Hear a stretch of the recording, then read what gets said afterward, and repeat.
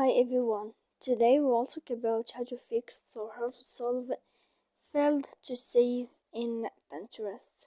Do you know how to fix or how to solve failed to save in Pinterest? You should just go to Pinterest, you should just go to settings here.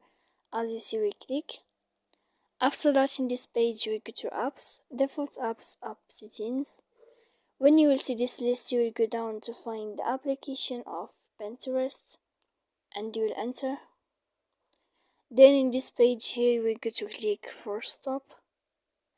When you will end this, you will enter to storage. After that, you will go to click clear cache. Then you will go to click clear data. And when you will end all this stuff, as you see, you can turn off your phone. So please don't forget to support us by like and subscribe. See you next time.